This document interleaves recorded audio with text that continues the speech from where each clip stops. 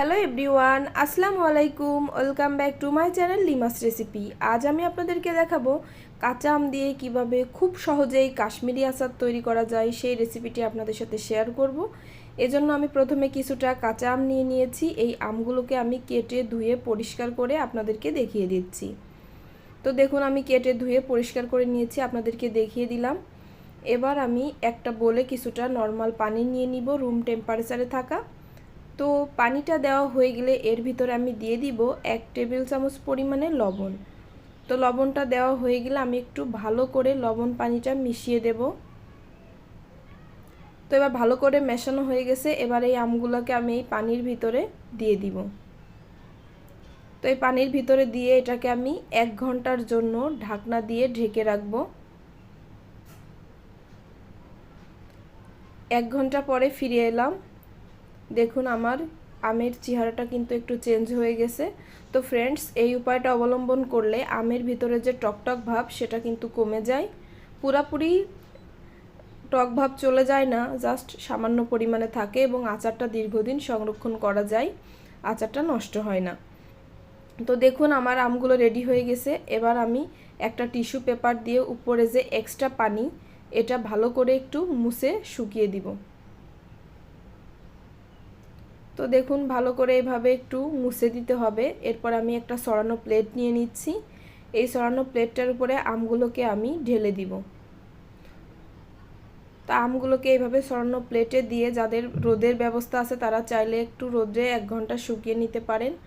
আর যাদের বাসায় রোদ নেই তারা ফ্যানের নিচে শুকিয়ে নিলেই হবে, জাস্ট পানিটা মরলেই চলবে। দেখুন, আমার আমগুলো রেডি হয়ে গেছে। একটা কড়াই আমি ঢেলে দিলাম, দিয়ে দিলাম 1 কাপ পরিমাণে চিনি। দেওয়ার পরে এই চিনি আর আমটাকে ভালো করে একটু নেড়েচেড়ে মিশিয়ে দিব। তো ফ্রেন্ডস, একটা জিনিস লক্ষ্য রাখবেন, অবশ্যই এই আচারটা তৈরি করার সময় কোনো প্রকার পানি ব্যবহার করা যাবে না, তাহলে কিন্তু আচারটা দীর্ঘদিন সংরক্ষণ করা যাবে না, নষ্ট হয়ে যাবে।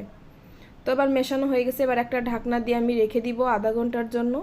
দেখুন, আধা ঘন্টা পরে কিন্তু এই আমের রস বেরিয়ে চিনিটা একদম গলে ঝোল হয়ে গেছে।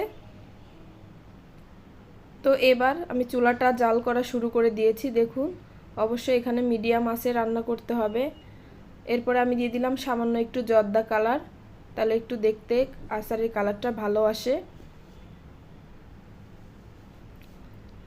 তো এইভাবে আমি নেড়ে চেড়ে ভালো করে এই কালারটার সাথে মিশিয়ে দিব।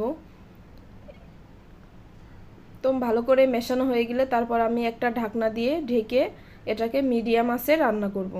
তো ফ্রেন্ডস, এই আচারটা মিডিয়াম টু লো হিটে রান্না করতে হবে।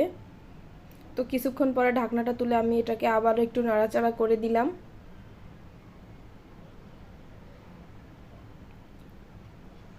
তো আবারও আমি ঢাকনা দিয়ে ঢেকে দিব। এবার আঁচটা আরেকটু কমিয়ে দিচ্ছি।